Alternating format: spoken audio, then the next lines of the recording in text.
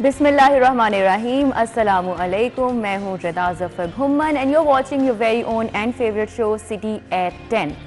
आज मंडे है जी, एक वीक का आगाज़ है और शो का आज आगाज़ में एक प्यारी सी बात करूँगी, मुख्तसर से बात करूँगी, और वो ये है कि जो आपके ऐसे औसाफ बयान करे जो आप में ना हो, वो शख्स आपके ऐसे ऐब भी ज़रूर बयान करेगा जो आप में नहीं होंगे।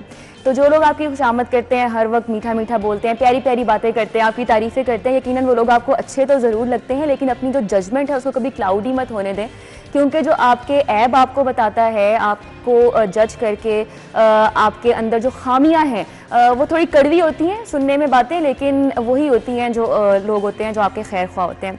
इसी प्यारी सी बात के साथ आज हम अपनी टॉप स्टोरीज़ की तरफ चलते हैं और देखते हैं हमारी टॉप स्टोरीज़ क्या हैं। बगैर हेलमेट और लाइसेंस मोटरसाइकिल गाड़ी बंद किया जाएगा और किसी भी ट्रैफिक गलती पर सबसे पहले लाइसेंस चेक किया जाएगा।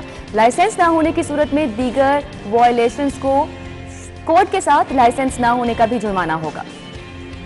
घरेलू मुलाजमा की हालत बिगड़ गई, मुलजिमान का अहले खाना पर दबाव। प्रिंसिपल लाहौर जनरल अस्पताल ने रिजवाना के लिए अगले 48 घंटे अहम करार दे दिए।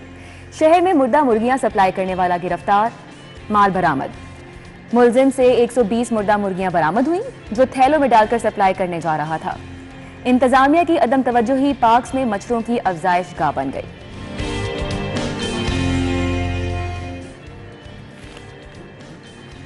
तो ये थी हमारी आज की टॉप स्टोरीज, जिसको डिस्कस करने के लिए हमारे साथ हमारे सीनियर रिपोर्टर्स मौजूद हैं, दुर्र नायाब और अली साही। अस्सलाम वालेकुम, thank you for your time.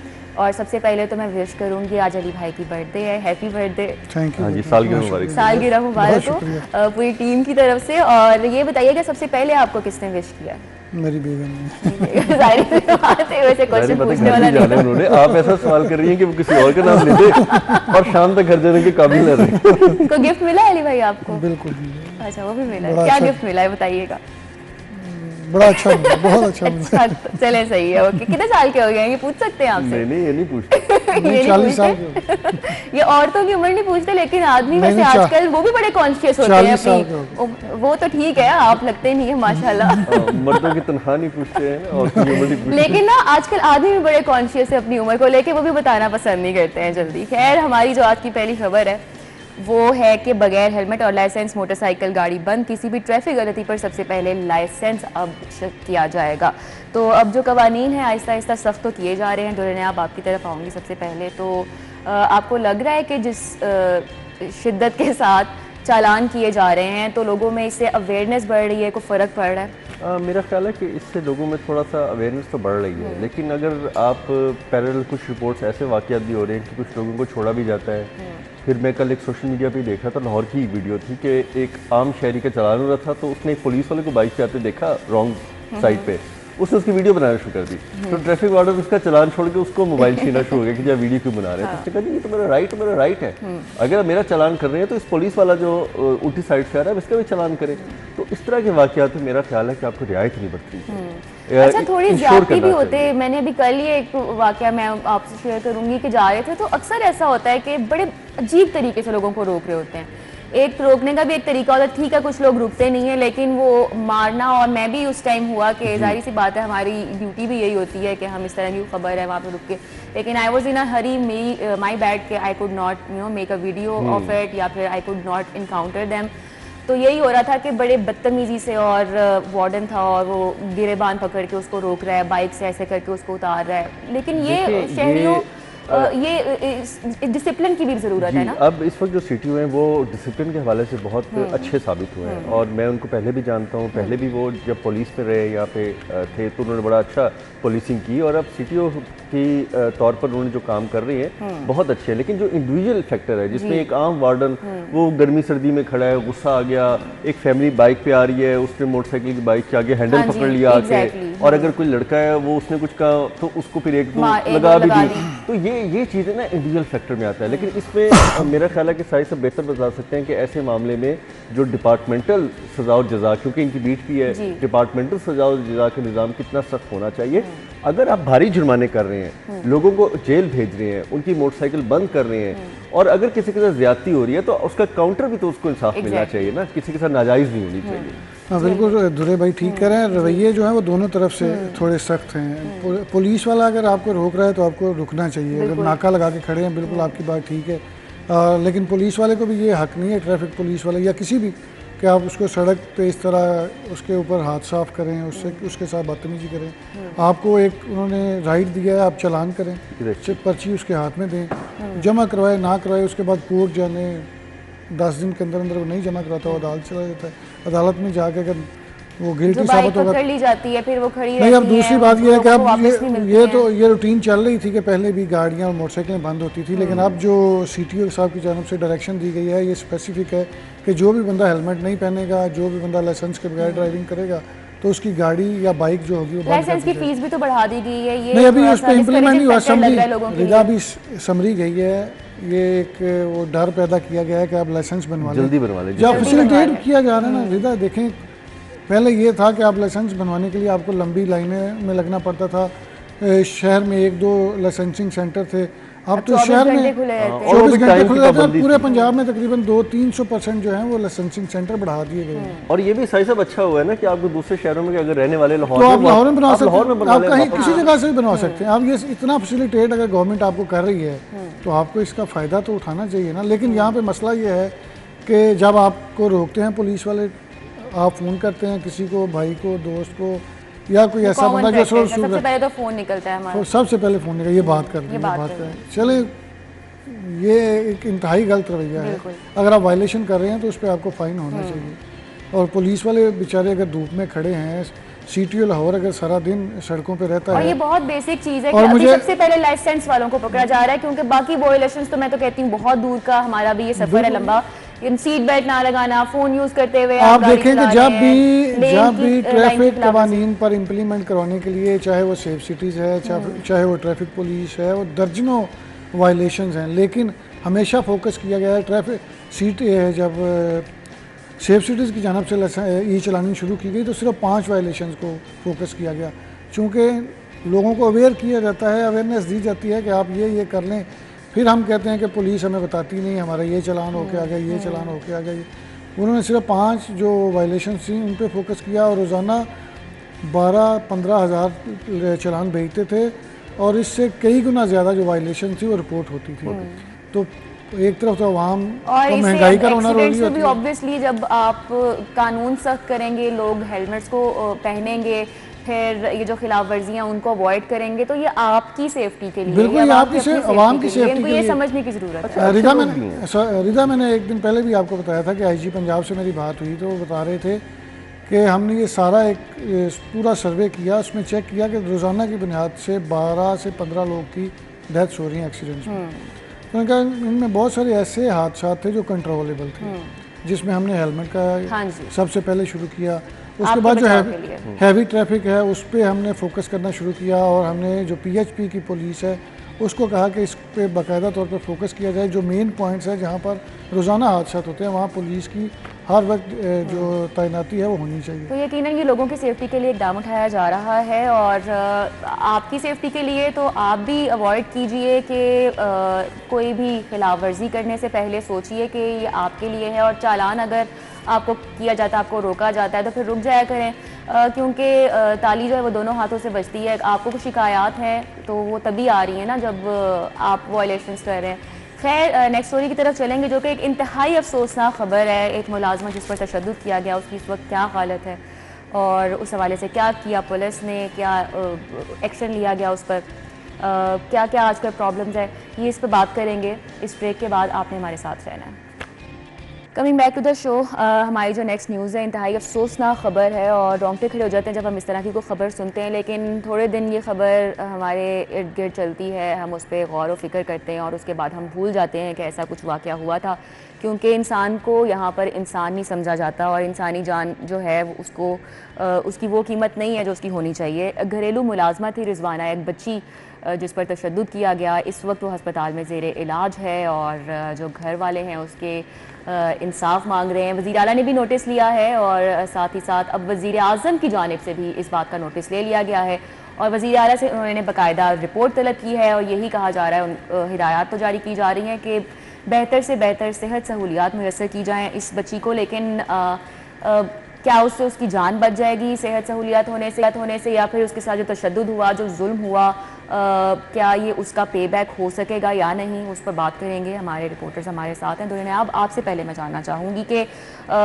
ये तो एक अभी की खबर है, ठीक है, it's recent, okay, it's new, लेकिन ये आए दिन वाक़यात हम इस तरह के सुनते रहते हैं। लेकिन जिस बेदर्दी से इस बच्ची पर तशद्दुद किया गया, कहा जा रहा है कि उसके मुंह में तेज़ाब फेंका गया, फिर उसकी आंखों में रॉड मारे गए, चम्मच मारे गए, मतलब we can not even imagine the pain that she had to go through.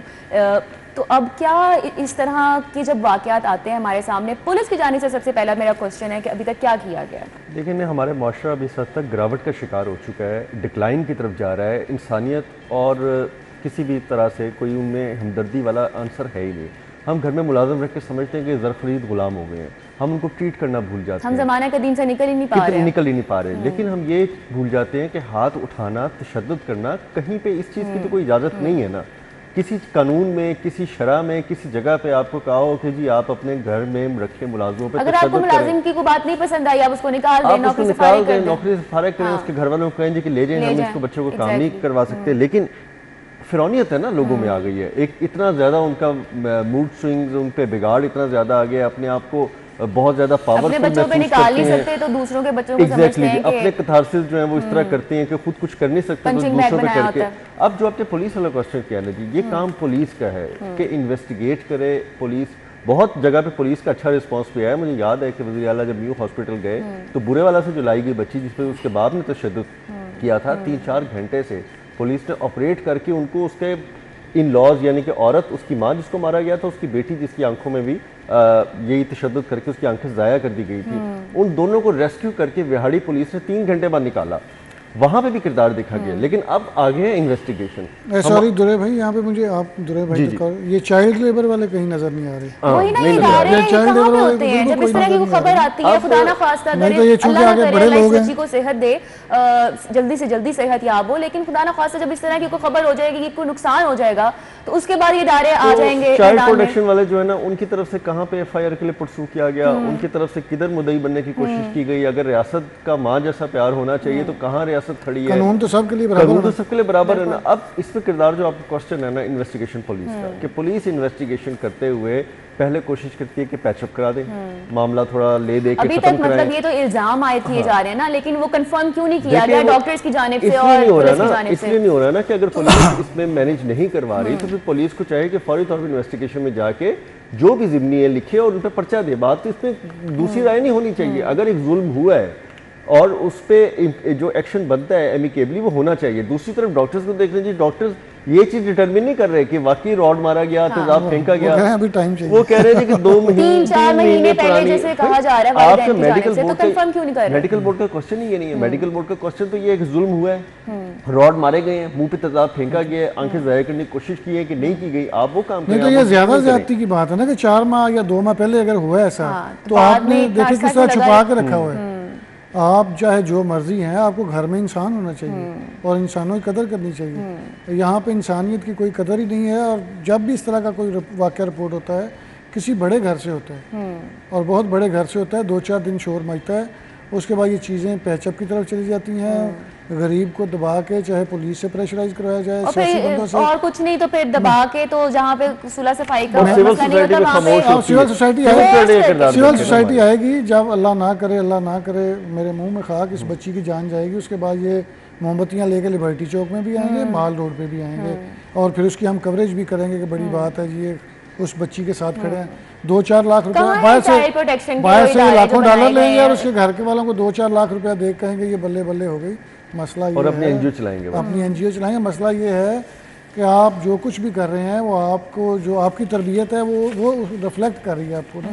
जिस तरह आपने इस बच्ची के साथ किया है, अगर आपके घर में आपके वालिदा ने आपको ये तरबियत दी है कि गरीबों के साथ, काम करने वालों के साथ, आपके घर के जो मुलाजिम है उनके साथ इस तरह का रवैया रखना है, तो ये इंतहाई अफसोस वाली बात है। नहीं, लेकिन देखें ये इंसान पे तो भरोसा नहीं किया जाता। हमारी सोसाइटी में जिस कदर गुस्सा पाया जाता है, वहशत जिस तरह की है यहाँ पे मिलती है, कहना नहीं चाहिए, लेकिन जिस तरह की जहालत है वो ख़त्म तो नहीं हो सकती। उसके लिए क्यों क्या है, कानून बनाए गए हैं और बड़ी माजरत के साथ रिदा बड़ी माजरत के साथ अगर ये कह रहे हैं कि जज साहब के घर से ये बच्ची आई है, यही केस अगर जज साहब के पास किसी और का चला जाए तो उसका क्या फैसला करें? इस चीज़ को मद्देनजर रख के आप सोचें, इसका भी फैसला जो अदालत है, जो कोर्ट है, वो उसको मद्देनजर रख के करे कि ये भी एक मुलजम तो हो गए ना जी, उनके ऊपर FIR हो गई, ये सारा कुछ हो गया, इल्ज़ाम लग गया। अब कोर्ट को चाहिए कि बिल्कुल प्रॉपरली इसको मैनेज करे और देखे कि किस तरह इसका मेरिट बनता है, उसके मुताबिक मेरिट पे चीज़ें सामने आनी चाहिए। अभी तक एग्जैक्टली क्या कानूनी स्टेप लिया गया है जो इस वक्त अभी तक तो मेडिकल लीगल नहीं हो रहा वो स्टेटमेंट पढ़े ना आप, स्टेटमेंट मेडिकल बोर्ड की स्टेटमेंट पढ़े कि जी वो ये नहीं बता रहे, मैं वही बात रिपीट करूंगा कि हुआ क्या, कैसे हुआ, क्या लगा, क्या वो अपने ही उलझा रहे हैं जी कि ये तो 3 महीने पुराने हैं, 4 महीने इसको ये जख्म हो गए, ये हो गया, ये हो गया। इसमें ये रंग देने की कोशिश की जा रही है कि शायद ये पुरानी बात थी उसको ताज़ा करके किया जा रहा है, जबकि वालिदैन जो बच्ची के हैं उनकी तरफ से स्टेट वे बात है कि हमें पैसों की ऑफर की जा रही है, हमने नहीं लेने पैसे। अमूमन हमने केसेस में देखा है कि पार्टियां आपस में सेटलमेंट कर लेती हैं, अगर उनको पैसा ही चाहिए होता कुछ दे दिला तो ये क्यों बयान देते हैं कि हमने पैसा नहीं लेना, हमें इंसाफ चाहिए। अब हालत ये है कि इन्वेस्टिगेशन पे डिपेंड करता है बहुत ज़्यादा। अगर अदालत में केस फाइल भी हो गया है, जो रिपोर्टली पता लग रहा है केस चल रहा है, तो उसमें इन्वेस्टिगेशन क्या कहती है, अब इन्वेस्टिगेशन कौन सा चालान पेश कर रही है, उसके अंदर क्या होगा, और मेडिकल लीगल की ये जो मेडिकल टीम बनाई गई है इसमें डॉक्टर कितनी ईमानदारी के साथ इसको रिपोर्ट करते हैं। टाइम फ्रेम नहीं दिया गया अभी तक कि हम ये मेरा तो ख्याल है कि अब टाइम फ्रेम वाली बात ही कोई नहीं है। आपके चीफ मिनिस्टर इस पे एक्शन ले चुके हैं, प्राइम मिनिस्टर ने एक्शन ले लिया है, रिपोर्ट तलब की जा चुकी है। अब तो विद इन 12 आवर्स के अंदर ये रिपोर्ट फाइल हो के उसको इन्वेस्टिगेशन की तरफ पिछले 5-6 दिन से तो बच्ची हॉस्पिटल में है, ये डिटरमिन नहीं कर सके क्या हुआ है, बच्ची को कब हुआ है, ये भी जब टॉप के डॉक्टर्स हैं, टॉप के डॉक्टर्स हैं, डिटरमिन नहीं कर पा रहे। और मुझे ये बताया ना, कोई गरीब आदमी होता किसी अमीर के बच्चे का सर फोड़ता तो फिर उसमें मुझे बताते कितना टाइम लगता है। FIR से पहले उसको अंदर किया था, होना था, उन्होंने उस अकेला नहीं होना था, उस अकेला उसकी सारी फैमिली ने होना था। इस मुल्क में जो कानून है वो यकीनन सबके लिए बराबर नहीं है, और इस तरह के वाकयात बढ़ने का मकसद भी यही है, जो वाकयात बढ़ने की वजूहात भी है कि कानून इस मुल्क में जो कानून है वो गरीब के लिए, अमीर के लिए बिल्कुल नहीं है, बिल्कुल भी नहीं। ये ना कहें कि बराबर नहीं है, अमीर के लिए बिल्कुल है ही नहीं, और किसी जगह पे आपको नजर नहीं आएगा। आप किसी थाने में चले जाएं, आप किसी जेल में चले जाएं, आप किसी दफ्तर में चले जाएं, गरीब आपको लाइनों में खड़ा नजर आएगा, अमीर आपको प्रोटोकॉल में जाता है। प्रोटोकॉल तो अगली बात है, तो लगेगा किसी अफसर के नाल बैठा होगा, और हो सकता है वो आए भी ना तो काम हो जाए, मुलाजिम कोई आए आके काम करवा के। इंतहाई अफसोसनाक ये एक वाकया हुआ, उस पर जिस तरह से उसको डील किया जा रहा है वो उससे भी ज़्यादा तशवीशनाक बात है कि अभी तक उस बच्ची का मेडिको लीगल ही नहीं हो सका, कंफर्म ही नहीं किया जा सका, डॉक्टर्स बयान देने को तैयार नहीं है जी कि ये वजह थी, ये इसके साथ जुल्म हुआ, कब हुआ। उसके बाद पुलिस का अभी तक कोई किरदार नज़र नहीं आ रहा है, जिस पर इल्ज़ाम लगाया गया है उस पर इन्वेस्टिगेशन क्यों नहीं की गई है। बाकी तो हर जगह एक्टिव पुलिस नज़र आती है, लेकिन इस तरह के जो मामलात होते हैं वहाँ पे इदारे भी थोड़े मुतहरिक होने चाहिए। चाइल्ड प्रोटेक्शन के नाम पे जो इदारे बनाए गए हैं, फिर हमारी NGOs हैं, जो लोग हैं अपने आप को एक्टिविस्ट कहते हैं, जो ह्यूमैनिटेरियंस होते हैं, इनको भी थोड़ा सा मैदान में आना चाहिए। और जब तक ये सारे मैदान में नहीं आएंगे लेकिन बर वक्त आए, और ताकि प्रिवेंशन हो सके, ना कि बाद में अफसोस के लिए कैंडल्स लेके आप चौक चौराहों पे आ जाएं। खैर, नेक्स्ट न्यूज़ शामिल करेंगे, लेकिन अभी वक्त हुआ है एक ब्रेक का, आपने हमारे साथ रहना है।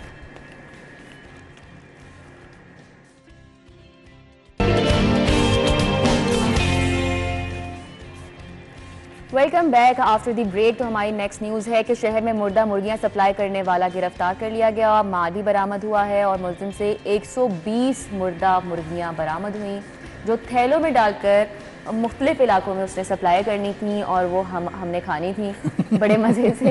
देख रहे आप, मतलब ये तो 15 पे कॉल गई, पुलिस ने एक्शन ले लिया और उकाड़ा से ये शख्स आ रहा था और पकड़ा गया। लेकिन रोज़ जिस मिकदार में शहर में ये मुर्दा मुर्गियाँ सप्लाई की जाती हैं, रोज़ हम खाते हैं, शॉर्मे खाते हैं, मज़े मज़े के जाके बाहर से बर्गर्स खाते हैं, रैप्स खाते हैं, तो इस पर जो है परमानेंटली इस इशू को क्यों नहीं रिजॉल्व किया जा रहा है? देखिए, वो अब शहरियों को थोड़ी अवेयरनेस होनी चाहिए, उनको समझ आनी चाहिए कि अगर मुर्गी आपको 600 रुपये किलो मिल रही है बाजार में तो ये वाकई बड़ा बड़ा शवारमा जो है वो आपको वाकई 50 बड़ा। रुपए में कैसे मिल सकता है। और इसी तरह इसमें आपको वाकई ज्यादा गोश्त होता है। इसमें वाकई उनको सोचना चाहिए। और दूसरी बात है कि जो बर्गर शर्गर और ये सस्ती चीज़ें कंपटीशन में आपने देखा है कि एक ही लाइन है, बाजार है, उसमें बहुत सारे ठेले लगे हैं और हर बंदा कंपटीशन में 50, 60, 100 का बर्गर बेच रहा है। वो नहीं पॉसिबल, हो नहीं सकता। आपको इन चीज़ों पर सोचना चाहिए। आपको पता है उसमें जो बाकी लवाजमात बड़े बड़े रेस्टोरेंट्स है नहीं, जो बाकी रिदा जो बाकी लवाजमात हैं वो भी बहुत कितने महंगे महंगे होते हैं। मैं तो बड़ा हैरान होता हूँ कि वो जो इतना सस्ता कैसे दे रहे हैं? 130-35 में मैंने कभी खाया नहीं। खाया नहीं, खाना भी नहीं लेकिन ये चाहिए। सिर्फ 120 मुर्गियां लेकिन पड़ी द है। पॉइंट है इस के जो बड़े बड़े रेस्टोरेंट्स है 5 स्टार के नाम पे जाता जो है। बनाए जाते हैं वहाँ पे भी यही धंधा देखिए चल ना, रहा है। आपका अगर चिकन का कीमा जाता है, आप चिकन कबाब कितने शौक से खाते हैं, कहीं भी चले जाएं आप, ए क्लास से लेके बी क्लास, सी, डी तक भी किसी भी रेस्टोरेंट, ठेले पे, किसी भी जगह चले जाएं, वो चिकन के कबाबों के अंदर कौन सा कीमे की कोई एक्सपायरी डेट या उसके अंदर कोई वो लिखा होता है कि जी ये। और दूसरी बात है कि ये जो गोश्त है, जो पकड़ा गया पकड़ा गया, Exactly. जो नहीं पकड़ा गया वो चला गया। हाँ। और वहाँ कहाँ पे इनके पास मैकेनिज्म है कि गोश्त के अंदर वो देख के शॉपरों में जो बंधा हुआ गोश्त होता है चिकन की सूरत में, जो मीट की सूरत में, कि आप उसके अंदर कोई ऐसा पैमाना लगा के देख लें जी कि ये तो मुर्दा जानवर नहीं नहीं, आप तो लिंटन मार्केट जाके देख लें, वहाँ पे जो बंदे मुर्गियाँ ज़िबा कर रहे होते हैं, चूँकि वहाँ पे बड़े बड़े होटल वाले, जो रेस्टोरेंट्स वाले या वहाँ से दीगर सप्लाई लेते हैं। जो सप्लाई लेते हैं दीगर शहरों में, आपका क्या ख्याल है कि सिर्फ जिंदा मुर्गी को वो ज़िबा कर रहे होते हैं, तकबीर डाल रहे होते हैं? आप देखें तो सीधा पकड़ते हैं, ऐसे गर्दन काटते हैं आगे, बस। वो चाहे मुर्दा आ जाए या जिंदा आ रहे।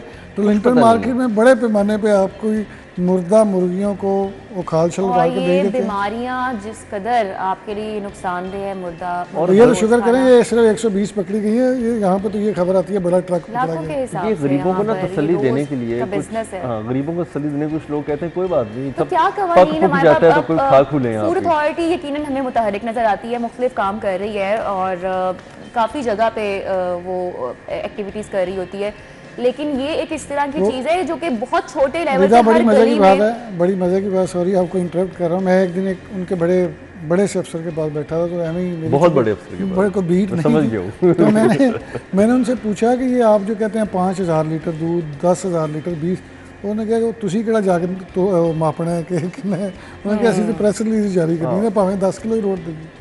मसला ये ये है, एक्टिविटी सिर्फ हमें नजर आ रही होती है, हो नहीं रही होती। हाँ जी बिल्कुल, दिखाने के लिए बहुत सारे काम हो रहे होते हैं, वो करने के अगर किए जाएं तो फिर इस तरह की चीज़ें रिपोर्ट ना हो, कोई कवानीन हो, कोई उस पर एक्शन हो, कोई सज़ाएँ हों, कोई सज़ा जज़ा होगी तो उसके बाद लोगों में खौफ पैदा होगा। अच्छा, ये सिलसिला थमा था थोड़ा सा जब कैप्टन उस्मान साहब थे डीजी फूड अथॉरिटी, या उससे पहले जो मैडम आयशा, या उस आयशा, वो तो खैर आयशा बहुत मुमताज़। आइडियल दौर था ना जब आयशा वो मुमताज़ मैंने साहब खुद बात उनके साथ दुरे भाई कवर की। किया। मैंने भी बहुत क्रेडिट इन्होंने तो सही कवर है, किया। मैं रूटीन में जब वो रिपोर्टिंग कर रहे थे तो मुझे फ़ोन आया जी आप उनके साथ चले जाइए।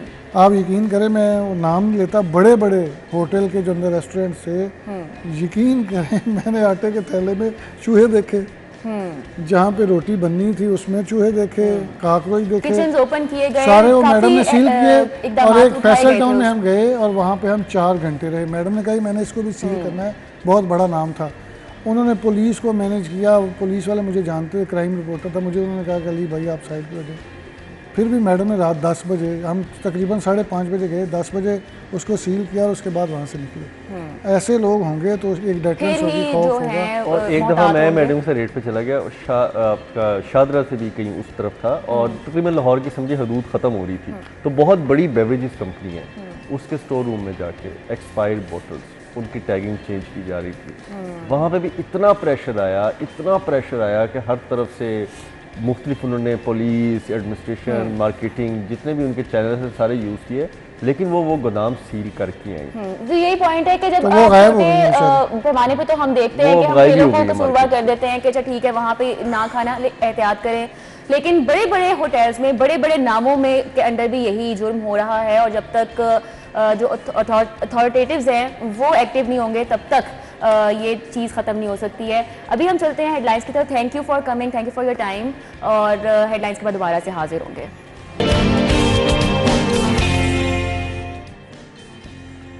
Welcome back after the break. तो आज जो हमारा टॉपिक है that is very important, awareness इसकी बहुत ज़रूरी है। हेपेटाइटिस डे था ऑन 28 ऑफ जुलाई, लेकिन ऑब्वियसली मुहर्रम था तो we could not do a show about it.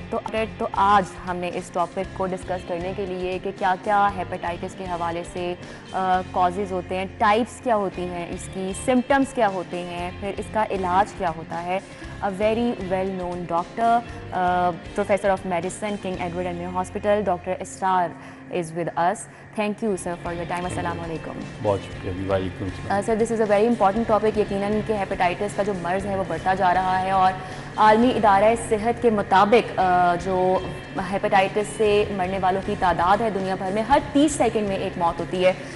तो क्या वजह है कि ये जो मर्ज़ है ये बढ़ता ही चला जा रहा है?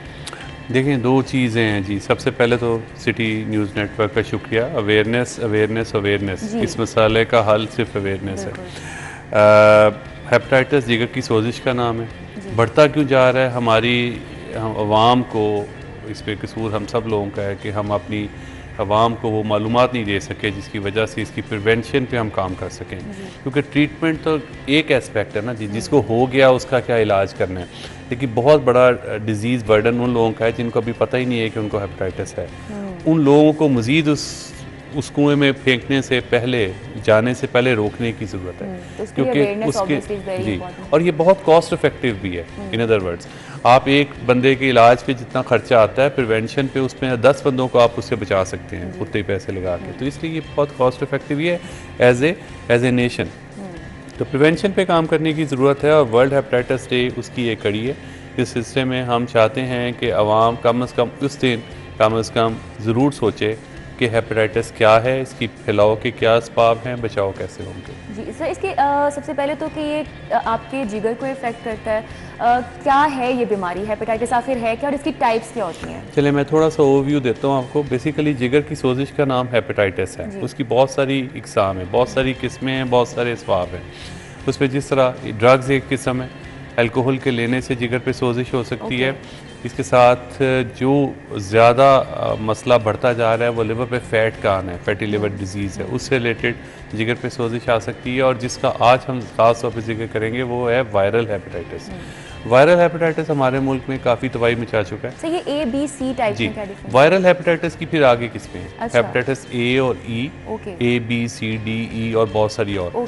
इसमें जो इसको ब्रॉडली दो हिस्सों में डिवाइड करते हैं वायरसेस को। एक वो वायरसेस हैं जो फौरी यरकान करते हैं। फौरी यरकान से मुराद ये है कि जो बीमारी होती है और 6 महीने के अंदर हमेशा के लिए जिस्म से निकल जाती है, उसमें हेपेटाइटिस ए और ई को इकट्ठा किया जाता है।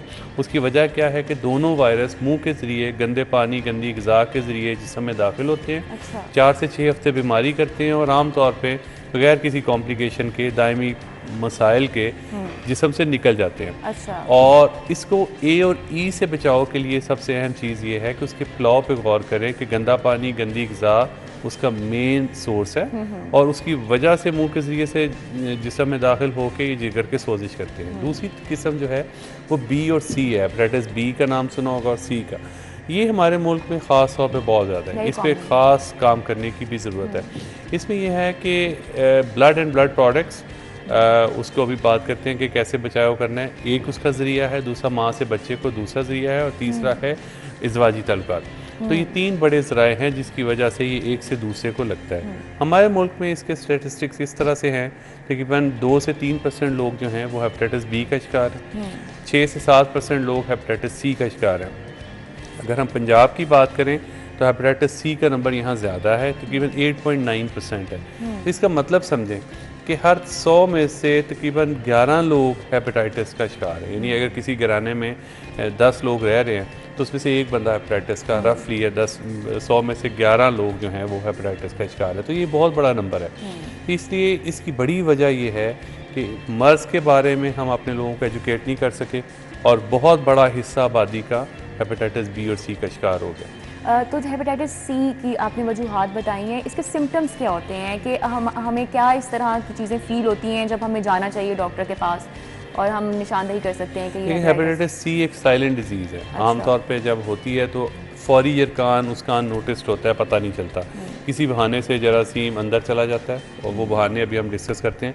और जब अंदर चला जाता है तो शुरू की स्टेज में कोई अलामात नहीं बनती, लेकिन जब बीमारी के 5 से 6 साल गुजरते हैं तो कुछ बीमारी की नॉन स्पेसिफिक अलामात होती हैं, जिसमें टांगों में दर्द, कमज़ोरी का एहसास, पट्ठों का खिंचाव, हल्की गैस की कैफियत, दाएं पसली के नीचे दर्द। ये वो चीज़ें हैं जिसको बंदा महसूस नहीं कर रहा होता और नोटिस नहीं कर रहा होता। वो कह रहा होता है कि आज मैं थक गया हूँ, आज नींद नहीं पूरी हुई, आज शायद ये वजह है।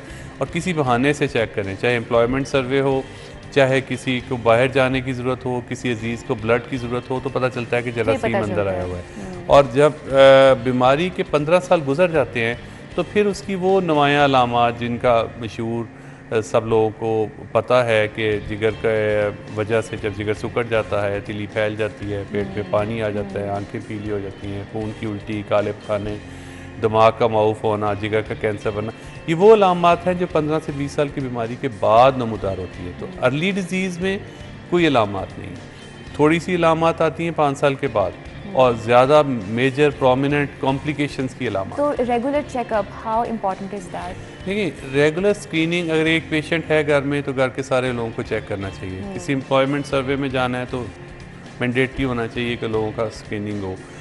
सारी हामला ख़वातीन को चेक होना चाहिए। तो ये वो सेगमेंट्स हैं जिसको हम सेगमेंटाइज करेंगे, सेगमेंट से चेक करते जाएंगे तो हमें पता चलेगा। ग्रॉस स्क्रीनिंग ऑफ एवरीबडी शायद हमारे जैसे रिसोर्स पुअर कंट्री में शायद इतना मुमकिन ना हो सके।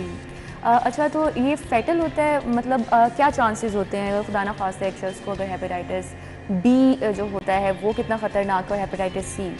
देखिए, हेपेटाइटिस बी और सी का बहुत सारी अलामात तो मिलती जुलती है, लेकिन अगर मुआजना किया जाए तो हेपेटाइटिस बी में पेचीदगियाँ बनाने की सलाहियत ज़्यादा है, उसमें ज़्यादा जिस्म में रहने की सलाहियत है, मतलब ये कोई लंबे अरसे तक जिस्म में स्टे कर सकता है, और उसमें जिगर का कैंसर बनाने की सलाहियत ज़्यादा है। तो ये इनका आपस का मुआवजा है। दूसरा ये कि हेपेटाइटिस सी की बहुत कामयाब किस्म की दवाइयाँ हैं जो 3 से 6 महीने में हर स्टेज ऑफ डिज़ीज़ को बड़ा इफेक्टिवली कंट्रोल कर लेती हैं। टैबलेट्स की सूरत में है, इंजेक्शंस वगैरह आप नहीं लगते। लेकिन डॉक्टर साहब, यूजुअली ऐसे होता है जिन लोगों को हेपेटाइटिस सी एक दफ़ा हो जाता है उनके अंदर आप कह लें कि वो सिम्टम्स जो हैं वो फॉर लाइफ लॉन्ग वो रहते हैं, वो कमज़ोरी फील करते हैं और आंखों का पीला हो जाना, are they a part of it? नहीं, देखिए, इसमें थोड़ा सा मुख्तलिफ इस तरह से है कि हेपेटाइटिस सी जब इब्तदाई स्टेज में हम ट्रीट कर लेते हैं तो वो किस्सा ख़त्म हो जाता है, जिस्म में उसके असरात ख़त्म हो जाते हैं और बीमारी जो है जरासीम भी ख़त्म हो जाता है और उसके असरात भी ख़त्म हो जाते हैं, और एक तरह से वो क्योर हो जाता है। जब वायरस जिस्म से निकलता है और वायरस की दवाइयाँ ख़त्म होने के 3 से 6 महीने बाद तक भी जरासीम से पाक रहता है जिस्म, तो उसकी जिस्म खुद से उसको रिपेयर कर लेता है। लेकिन हेपेटाइटिस बी का मामला डिफरेंट है। उसमें ये होता है कि बाद सूरतों में इलाज बहुत लंबे अरसे तक चलता है और बाद सूरतों में इलाज का दौरानिया कई सालों पे मुहित है और बाद सूरतों में सारी उम्र के लिए।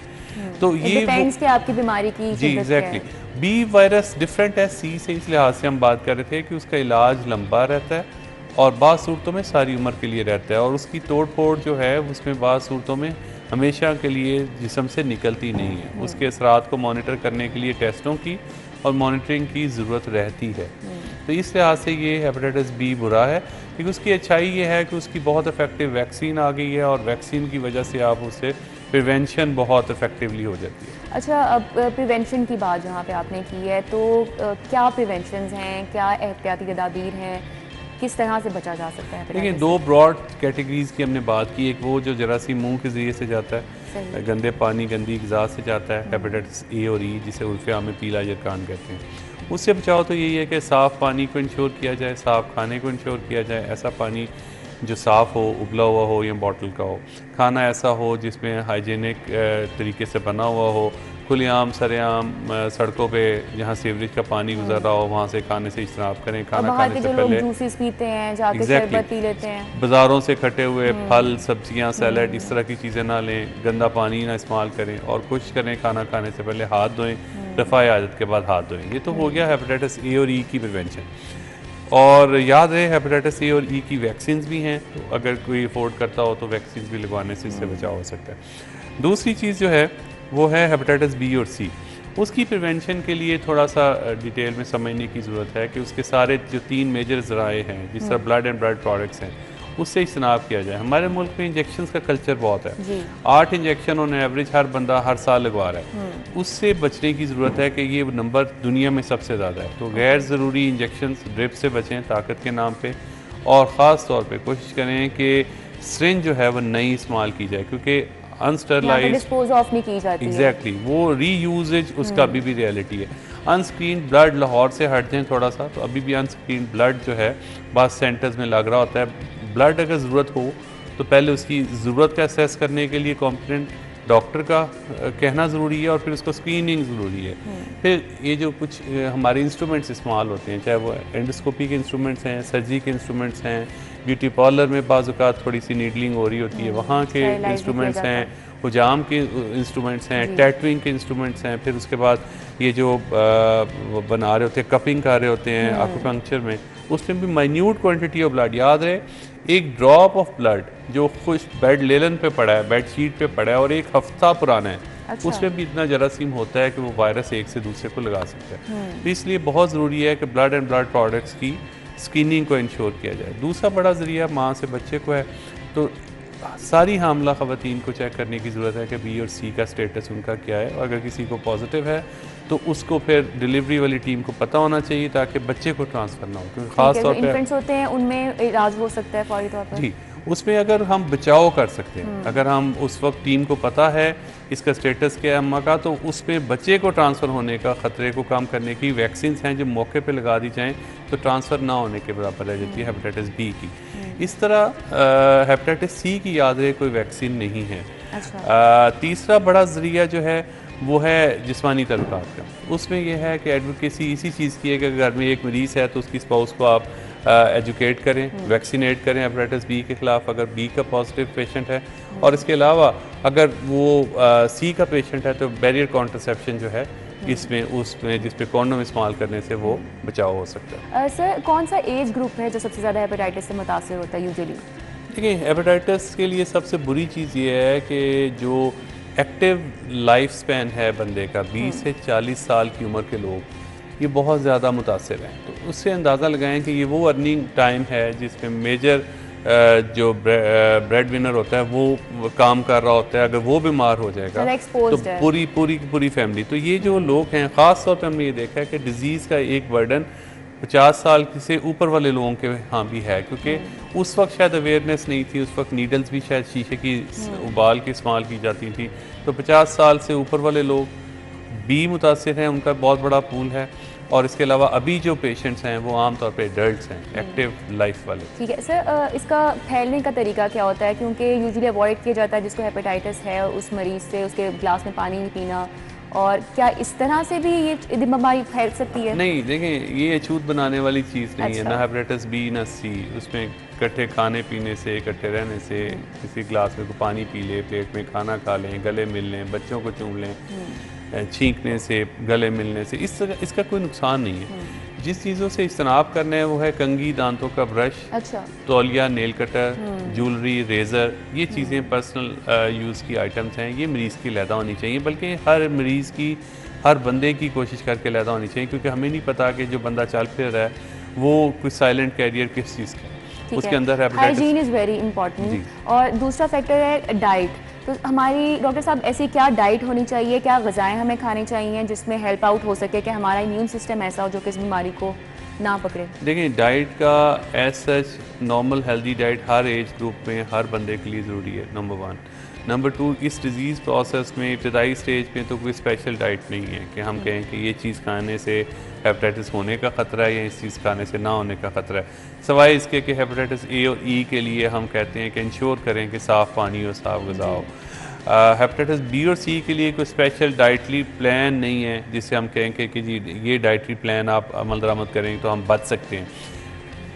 जिस्म के लिए माइक्रोन्यूट्रिएंट्स की ज़रूरत होती है, प्रोटीन्स की ज़रूरत होती है, कार्बोहाइड्रेट, फैट्स, एक बैलेंस कॉम्बिनेशन की ज़रूरत होती है जो हर एज ग्रुप, हर बीमारी में मोर लेस ज़रूरी है। बहुत थोड़ी ऐसी चीज़ें होती हैं जिनको इंटरवीन करना पड़ता है बाज़ बीमारियों में, जिस तरह डायबिटीज़ है तो उसमें हमें बाज़ सूरतों में शुगर्स को उसको कटेल करना पड़ता है, किडनी डिजीज़ है तो प्रोटीन्स करनी पड़ती है। इस तरह हेपेटाइटिस की भी बहुत आखिरी स्टेजेस में जाके बाज़ औक़ात नमक को कम करना पड़ता है, बाज़ औक़ात लिक्विड इंटेक को कम करना पड़ता है, और हम कोशिश कर रहे होते हैं कि मरीज़ का डाइटरी प्लान ना चेंज करें, क्योंकि डाइटरी प्लान चेंज करना बड़ा मुश्किल होता है मरीज़ की क्वालिटी ऑफ लाइफ के लिए। ठीक है सर, एनी लास्ट मैसेज ये है जी कि हेपेटाइटिस डे के हवाले से कि अपना स्टेटस आज, और आप अगर हो सके तो अपने घर के सारे अफराद का स्टेटस ज़रूर चेक करवाएं, और अल्लाह करे कि नेगेटिव हो तो हेपेटाइटिस बी की वैक्सीन जो है कि प्रिवेंटिव वैक्सीन है वो ज़रूर लगवाएं। 3 डोजेस लगती हैं। और वो किस एज ग्रुप में लगनी चाहिए ये वैक्सीन? सबको जी, बच्चों से ले 1 दिन के बच्चे से लेके 100 साल के बंदे को लग सकती हैं। तो इट्स बेटर कि जब आपके बच्चे होते हैं, छोटे होते हैं, तो उनको लगवा बच्चों को तो EPI प्रोग्राम में शामिल है जी। मेजर मसला एडल्ट्स का है कि वो जिन्होंने नहीं पहले लगवाई हुई उनको ज़रूर लगवाएं। 3 डोजेज़ हैं, एक आज, 1 महीने बाद, 6 महीने बाद तीसरी डोज, और 95% केसेस में सारी उम्र के लिए हेपेटाइटिस बी से बंदा बच जाता है। और ये एक ख़तरनाक बीमारी है, इससे बचाव के लिए फांसी वैक्सीन को ज़रूर इस्तेमाल करें। ठीक है, वैक्सीन को ज़रूर इस्तेमाल करें और एहतियात जो है यकीनन ज़्यादा बेहतर है बजाय इसके कि और सबसे पहले हाइजीन, आपकी diet, everything is very important. Thank you so much. Doctor Israrul Haq Toor हमारे साथ थे और it was a very informative session sir. Thank you so much for your time. अभी हम चलते हैं एक ब्रेक की तरफ और ब्रेक के बाद अपने गेस्ट के साथ हाजिर होंगे। आपने हमारे साथ रहना है।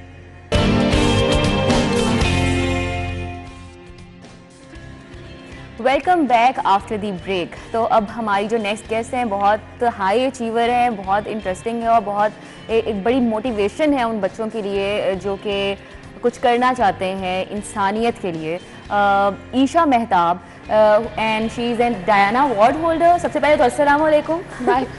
How are you doing? और सबसे पहले तो मैं आपसे पूछना चाहूँगी कि इतने सारी मुझे एक लिस्ट दी गई है कि इन्होंने ये अचीव किया, ये अचीव किया and I am so impressed already. तो इस पर मैं आपसे ही बात करूँगी कि आपकी एक अपनी NGO है, यू आर को-फाउंडर, तो कहाँ से ये ख्याल आया and how is it working? Okay, so हम start किया था when I was 17 years old. Okay. And I went through a case of street harassment जहाँ पे for the first time I was growing up usually at सब that ख़वातीन के साथ कहीं ना कहीं होता जी, है। और वो it happened at the time जब मैं बड़ी हो रही थी। तो मुझे पता लगा कि अच्छा ये दुनिया है जहाँ पे मुझे बड़े होना है।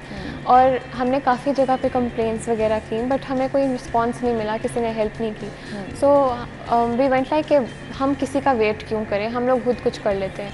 सो हमने एक पेज बनाया and we wanted to reach out to more women जो इससे गुजरी हुई हैं। और फिर टू आवर सरप्राइज काफ़ी ज़्यादा औरतें इस चीज़ से गुजरी थी हर दिन, बहुत ज़्यादा।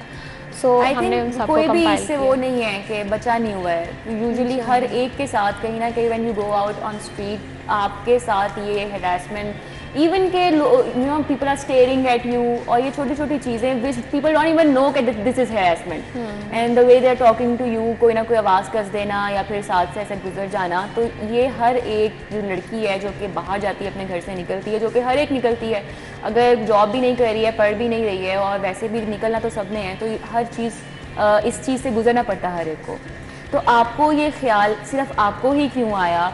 क्या आपकी बचपन से इस तरह से आपकी कोई अंदर विश थी कि you wanted to do something for others? या आई थिंक सो। कभी आई वाज वेरी स्मॉल जब इस तरह की चीज़ें सोचने का टाइम नहीं मिलता, बट आई थिंक हमेशा से मेरे अंदर था कि like I need to do something for others. और अभी भी क्योंकि the mirror was in an academic break, तो मेरा हमेशा से एक बहुत छोटा सा चाइल्डहुड ड्रीम है कि I want to do something for mental health as well. तो उसके लिए मैंने अपना एक नया स्टार्टअप स्टार्ट किया है, इट्स कॉल्ड माइंडफुली। और वो मैंने नोटिस किया कि पाकिस्तान में मेंटल हेल्थ एजुकेशन बहुत कम है। बच्चों को पता नहीं होता कि उनके साथ क्या गुजर रही है, what is anxiety, what is depression, ये तो पता लग जाएगा, लेकिन वो क्यों हो रहा है और हम उसको कम कैसे कर सकते हैं खुद ही, तो उसकी इंफॉर्मेशन बहुत कम है। तो उसके लिए I wanted to start something for myself, तो वो अब नया स्टार्ट किया। तो this is something that I think I have innate in me, that I want to just do something continuously to help others. So बिल्कुल, ये जज्बा हो तो फिर ही इंसान इतनी छोटी उम्र में कुछ ऐसा सोचता है। आप डायना अवार्ड होल्डर हैं, इसके बारे में मुझे बताएं कि ये अवार्ड क्या है और ये किन लोगों को दिया जाता है और आपको ये मिला है। It's a very high achievement for Pakistan as well. अच्छा, so the Diana Award is based off of the memory of Princess Diana, or we know that we all love Princess Diana so much. So it's given to people 18 से I think 25 years के दरमियान के बच्चों को जो जिन्होंने humanitarian efforts इतने ज़्यादा स्केल पे कर लिए हैं कि उनको रिकग्निशन मिलनी चाहिए। तो there is an entire nomination process for it, और फिर I was nominated by my team at the Mirror, और and then I was selected as part of the entire cohort. तो it is given to people who have done a great deal of social and humanitarian work in their countries. तो आपकी ये जो NGO है the mirror, इसके बारे में मुझे मज़ीद बताइए कि ये आपने इसको कैसे इसकी बेस क्या थी, क्या वो सोच थी जिसकी वजह से आपने इसकी बुनियाद रखी, और अब कितनी आपकी बड़ी टीम हो चुकी है और कौन कौन से एरियाज़ में वो काम कर रही है? ठीक है, सो द मिरर एक्चुअली काफ़ी ज़्यादा हम लोग प्रोग्राम्स पैराडाइम्स में काम करते हैं। जैसे आप सोचें फॉर एग्जांपल लीगल अवेयरनेस औरतों को नहीं होती, तो उसकी पैराडाइम में हम लोगों ने काफ़ी लॉयर्स के साथ कनेक्शन बनाया हुआ है अपना, कि अगर कोई हमें रीच आउट करे, क्योंकि काफ़ी इश्यूज़ हो जाते हैं वे वुमेन डोंट नो, वो खुद जा भी नहीं सकती। अच्छा। प्रॉपर्टी इश्यूज़, फैमिली इश्यूज़, कोई भी इश्यूज़ हो सकते हैं। So we have talk to lawyers who can help us. और इसी तरह वी हैव एजुकेशन, सबसे ज़्यादा इंपॉर्टेंट जो हमारा काम है वो एजुकेशन में, where we have gone different private public schools में और बच्चों को हमने नॉलेज दी about what is harassment, what is good touch, what is bad touch, और उन बच्चों से बहुत अच्छा पॉजिटिव फीडबैक आया है। And this is not just on harassment, काफ़ी बहुत ज़्यादा टॉपिक्स हमने डिस्कस किए हुए हैं। इसी साथ साथ हम इमोशनल सपोर्ट के बारे में बहुत बात करते हैं, क्योंकि साइकोलॉजी को लेके we have license psychologist as well जो ऑन बोर्ड आते हैं। And then young girls who need help with talking about issues like anxiety, body dysmorphia, कोई भी तरह का वायलेंस जो उनके साथ फिजिकल इमोशनल हो रहा है, तो दे डोंट नो कि वो कहाँ पे जाके बात करें। तो हम एक प्लेटफॉर्म उन्हें देते हैं। Easy it is for them to reach out to you, और कितनी कोई ख़वातीन हैं जो आपको रीच आउट करती हैं हेल्प के लिए? काफ़ी ज़्यादा they reach out us a lot. और यहाँ हम लोग बेसिकली जो इमोशनल सपोर्ट प्रोग्राम है ना, वो यंग गर्ल्स के बारे बेसिकली उनके लिए था। So anyone can contact us. हम लोग रजिस्ट्रेशन लाइव कर देते हैं अपने सोशल मीडिया चैनल्स पे, और वहाँ से हमें लोग कॉन्टैक्ट करते हैं। हमने फ्री ऑफ कॉस्ट भी शुरू किए थे, बिकॉज ऑफ कोर्स काफ़ी लोगों को फाइनेंशियल इश्यूज़ हो जाते हैं, फिर उस वजह से नहीं करते अपने लिए कुछ। तो if anything like that happens, हम लोग ऑनलाइन कर देते हैं और कोई भी आके अप्लाई कर। अब हेल्प इस तरह से कि आपने, क्योंकि आपके पास लॉयर्स हैं, तो आप एक उनको बताते हैं कि अच्छा ये कानून है, इस तरह से you can get out of the situation, जो भी सिचुएशन होती है रिलेटेड टू प्रॉपर्टीज़ और ये सारी। उसके अलावा आपकी टीम कितनी बड़ी हो चुकी है अब, और कितने फाउंडर्स हैं इस एनजीओ के, और कितने लोग, क्या स्टूडेंट्स हैं सारे जो आपके साथ काम कर रहे हैं? जी सारे स्टूडेंट्स हैं, all of us are students. हम लोग एट वन पॉइंट हमारे पास ओवर 250 अलमनाई हैं हमारे पास, एंड मेंबर्स हमारे पास यूजुअली हमेशा 30 से ज़्यादा from all over Pakistan? From all over Pakistan, from Kashmir to Karachi, everywhere people love to apply and we love to have them. Specially interns हमारे पास, क्योंकि हमने समर इंटर्नशिप्स भी स्टार्ट की थी कोविड के टाइम पे, क्योंकि बच्चों के पास इतना कुछ नहीं था करने के लिए। और सरप्राइजिंगली हमारे पास 300-400 से ज़्यादा एप्लीकेशंस आती थी, जिसमें हम शॉर्ट लिस्ट करते थे बच्चों को। तो काफ़ी ज़्यादा बच्चे आते हैं हमारे पास। तो अभी आप खुद भी पढ़ रही हैं, साथ साथ आप डिग्री भी अपनी ले रही हैं, और साथ साथ इतना कुछ कैसे मैनेज करती हैं? इट्स वेरी डिफ़िकल्ट, काफ़ी ज़्यादा lack of sleep, but it's a full time job what you're doing. It's not anything, कोई ऐसी आम बात नहीं है कि एक प्रॉपर एनजीओ है, इतने बड़े लेवल पे वो काम कर रही है, इतने लोगों को डील करना पड़ता है, तो आप अपनी स्टडीज़ को और दोनों चीज़ों को कैसे मैनेज कर रहे हो? ऑनेस्टली हो जाता है, when you have a passion for something and when you want to take time out for it, तो फिर आप एक्स्ट्रा टाइम निकालते हो। तो what are your goals for future? For future, I really have this one goal to start mindfully in a very solid ground, क्योंकि वो बिल्कुल नया startup है, and I need a lot of help with that, so that is a very big dream. उसके अलावा I have a big dream of studying in psychology, क्योंकि I am a psychology student, so I want to do something when I grow up and become a psychologist, licensed psychologist, maybe help people around me with low cost services, क्योंकि मैंने देखा है psychology और ना therapy काफ़ी ज़्यादा लोग नहीं लेते, क्योंकि टैबूज़ भी हैं, स्टीरियोटाइप्स भी हैं, लेकिन फाइनेंशियल इश्यूज़ भी हैं। कुछ लोगों के फाइनेंशियल इश्यूज़ ही होते हैं, इस वजह से उन्हें थेरेपी चाहिए होती है, और वो इतना महंगा होता है, सो पीपल डोंट गो। तो I want to do something like, want to do something for free. Yes, for free और फॉर लो। अच्छा, एक और भी आपको एक अवार्ड मिला है, टेल अस अबाउट दैट अभी रिसेंटली। जी, so that award is called Top 50 Finalists for Chegg.com, Chegg.org, sorry. It's a student prize, basically top 50 students around the world. उनको मिलता है, students who have done a really good job in their academics and who have also done social and humanitarian work. So I think there are more than काफ़ी ज़्यादा thousands of applications in over 150 countries, and I'm really happy to say that I was actually one of the only Pakistanis this year to win that. So yes, that is recent. How do you feel कि मतलब you achieve so much, mashallah, and how your friends, you know, they feel about it, और किस तरह से do they feel proud of you? Yes, they start calling me a celebrity, and I'm like, no, I'm not a celebrity, but it's just Thank you so much for reaching out and for like you know encouraging young youth क्योंकि काफ़ी ज़्यादा लोगों को बहुत ज़्यादा हौसला मिलता है इस तरह के people are doing things और उनको इसके बारे में recognition भी मिल रही है तो I hope कि मेरी कोई story अगर देखे तो वो खुद भी अपनी कोशिश Any last message for those people who are watching you right now? आपके जितनी लड़कियां हैं आपसे छोटी हैं क्योंकि at the age of 17 you started this जो कि बच्चे यूजुअली सोचते भी नहीं है क्योंकि उनका भी बचपना ही ख़त्म नहीं हो रहा होता है and you started doing something for others तो क्या आपकी मैसेज है उन लोगों के लिए who want to do something for others? I think I would say something that I have already also said before that young people have a lot of dreams and passions but they don't start क्योंकि उन्हें लगता है कि वो successful नहीं हो पाएंगे या उनके पास resources बहुत कम है even छोटा सा कोई चीज़ पकड़ लें आप वो सोच रहे होते हैं कि अच्छा हम ये किस तरह करेंगे वो किस तरह करेंगे अगर आप इन्हीं questions में गुम रहोगे ना तो फिर आप कभी भी start नहीं कर पाओगे so if you have a dream even if you have very less start it आपके पास आहिस्ता आहिस्ता रिसोर्सेज आएंगे आपके पास लोग आएंगे क्योंकि आपका मिशन इंपॉर्टेंट होगा तो लोग आएंगे and people will support you तो I think that is something that I would say to young people if you have a passion please go for it with whatever you have to have a passion and to have a vision that is very important और अगर आप कुछ सोच लेते हो कि आपने कुछ काम करना है तो रास्ते जो है वो अल्लाह ताला खुद बना देता है thank you so much Isha Mehta was with us और thank you for your time thank you for coming और यकीनन you are an inspiration for lot of youngsters out there और अभी हम चलते हैं ब्रेक की तरफ ब्रेक के बाद दोबारा से हाजिर होंगे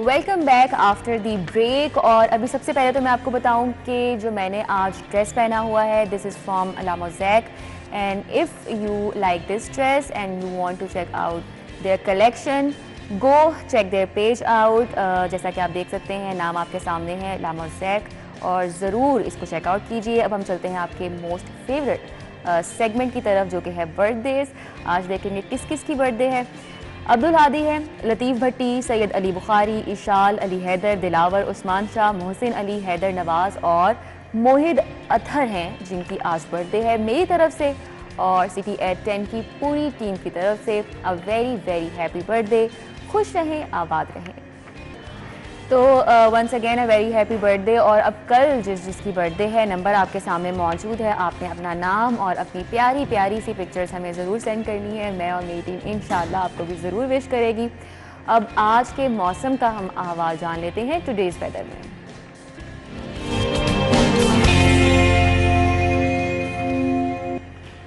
आज शिद्दत की गर्मी पड़ रही है और क्या हाल होने वाला है आज शहर में गर्मी का और दर्जा हरारत का फिर बारिश होनी है या नहीं होनी है कोमल असलम हमारे साथ हैं वो बताएंगे जी कोमल जी बिल्कुल रिदा लाहौर शहर के मौसम के हवाले से बात की जाए तो सूरज और बादलों के दरमियान आंग चली का सिलसिला जारी है गर्मी जो है वो अच्छी खासी महसूस की जा रही है हवाएं चल तो रही हैं लेकिन वो महसूस नहीं हो रही शहर लाहौर के वासियों के चेहरे थोड़े से मुरझाए हुए हैं गर्मी से निठाल पसीने से शराबूर हैं दर्जा हरारत के हवाले से बात की जाए तो इस वक्त टेम्परेचर जो है 33 डिग्री सेंटीग्रेड रिकॉर्ड किया जा रहा है आइंदा 24 घंटों के दौरान लाहौर शहर में मौसम जो है वो इस तरह से गर्म और खुश्क रहने वाला है लाहौर शहर के वासी थोड़े से परेशानी का सामना करेंगे महकमा मौसमियात ने बारिशों से मुतल्लिक भी फिलहाल कोई पेशगोई नहीं की लाहौर शहर के वासी इस तरह के मौसम में कोशिश करें हल्के रंग के कपड़ों का इंतखाब करें और गैर ज़रूरी सबर से इज्तनाब करें क्योंकि कहीं ना कहीं जब आप डार्क कलर्स पहनते हैं तो वो गर्मी को अपने अंदर ऑब्जर्व करते हैं और यूँ जो है गर्मी की शिद्दत मज़ीद आपको महसूस होती है